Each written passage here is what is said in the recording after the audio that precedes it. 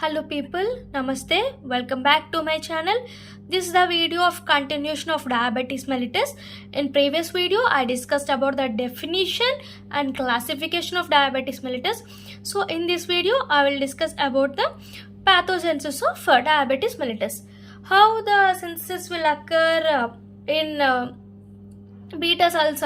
Next we should discuss about each of the pathogens like type 1 and type 2 diabetes mellitus. What is general pathogens of type 1, general pathogenesis and synthesis and release of insulin by when there is an in our this is the beta cell. This is the one of the beta cell having insulin. How the insulin is produced in beta cell having the nucleus. In nucleus this pre-insulin, next A and B chains, all these undergoes. So it helps for synthesis of insulin. These are the insulin. Okay, these are the cells of insulin. These are the cells of insulin containing the insulin cells.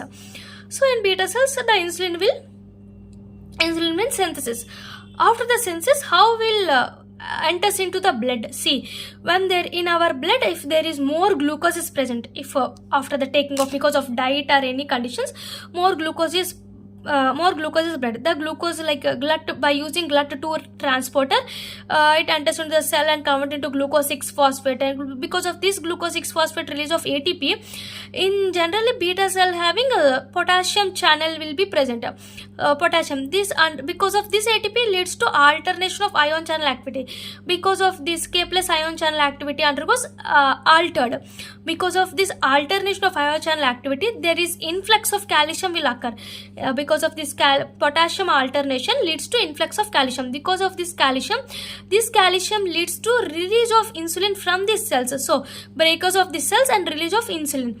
Release of insulin will occur because of influx of calcium, and this because of this insulin release, this insulin enters into the blood like target cell or any cell in our body, and after the entering, it has insulin receptors are present. By using insulin receptors, insulin enters, and action of insulin will occur like protein synthesis or glycogen synthesis or lipogenesis or glucose transporter or mitogenic actions are also occur, like anabolic actions because of this insulin helps for protein synthesis, glycogen synthesis and lipogenesis. Glucose transport will also occur. Glucose transport will occur to the cells because of this insulin. So this is a synthesis of insulin will occur in this cell. How it released? Because of alternation in this ion channel, the influx of calcium. Because of this calcium, and release of insulin to outside. By using the insulin receptor, the insulin enters into the cell. So insulin helps in glycogenesis, glycogen synthesis, lipogenesis, glucose transporter and protein synthesis. This is the general mechanism for synthesis and release of insulin. Next we should discuss about the type 1 and type 2.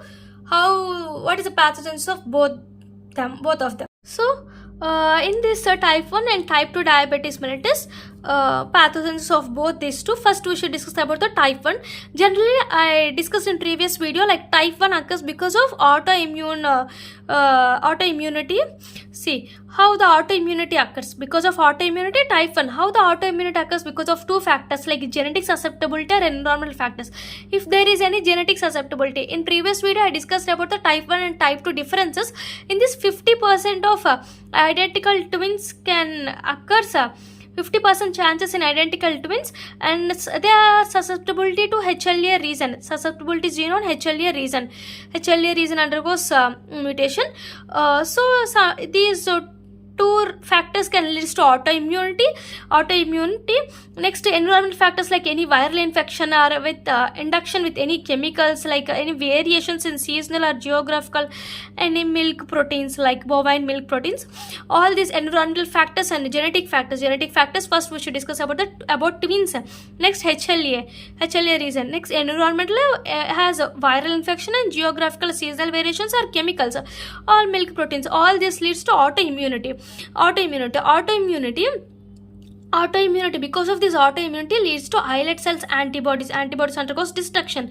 Islet cells antibodies, insulitis will occur, and CD8 T cells are mediated selective destruction of B cells. Lastly, because of this autoimmunity leads to B cells undergoes destruction. It leads to no insulin will occur because of destruction, so it leads to type 1 diabetes mellitus. This is the pathogens of type 1. First one is genetic factors and environmental factors, autoimmunity and type 1. Next we should discuss about the type 2. Next, type 2 diabetes mellitus. In type 2 is genetic factors and constitutional factors. Like genetic factors, same as it has 50% of chances, but it has 80% of chances in twins. 80% chance of twins. If both parents are diabetic, genetic susceptibility will be present. If both parents are diabetic, 50% is risk to that child. And constitutional factors, like if the person is obesity, having any hypertension, low physical activities, leads to type 2 diabetes mellitus. How the type 2 diabetes mellitus has increased insulin resistance or decreased insulin secretion? Decreased insulin secretion will occur because of these genetic factors, and next, because of this obesity, all these factors leads to insulin resistance. Insulin resistance means no utilization of glucose will occur. Then it leads to increased hepatic glucose synthesis. Because of insulin secretion decreased, insulin resistance will increase, leads to glucose synthesis will be increased.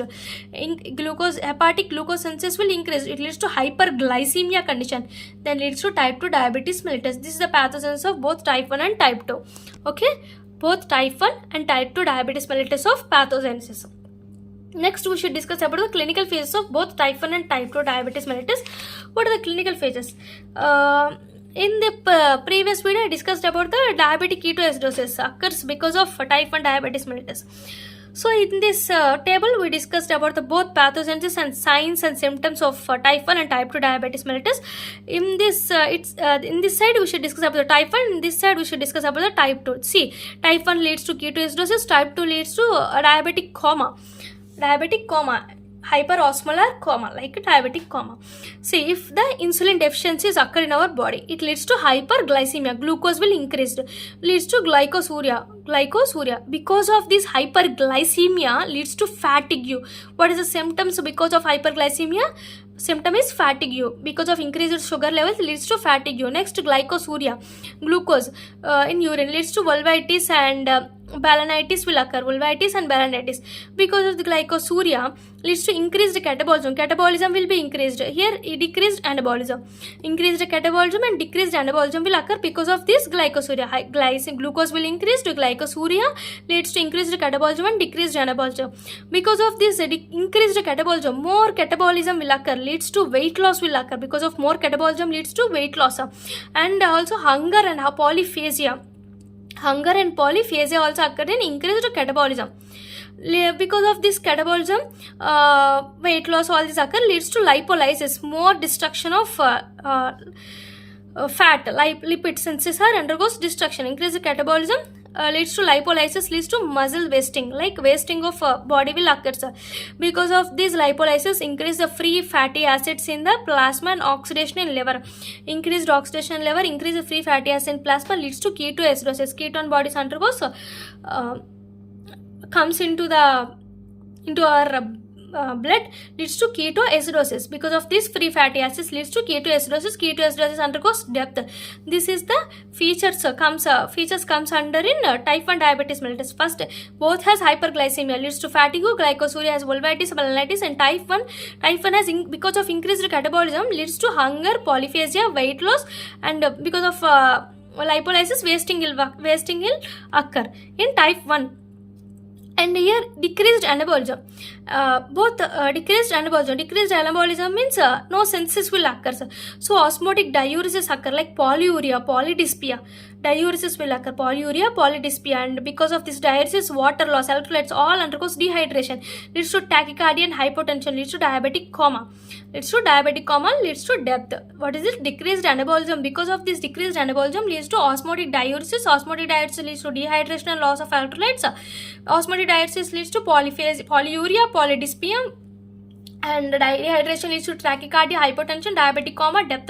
These are the features comes under both type 1 and type 2. First one is fatigue is one of the symptoms, vulvitis, balanitis, hunger, polyphagia, wasting of muscle, weight loss in type 1. Then type 2 has polyuria, polydyspia, tachycardia, and hypotension also occurs in type 2 diabetes mellitus. These are the symptoms and signs in both type 1 and type 2 diabetes mellitus. In next video I will discuss about the complications of both type 1 and type 2 diabetes mellitus. Thank you. Please subscribe my channel and please support us. Thank you.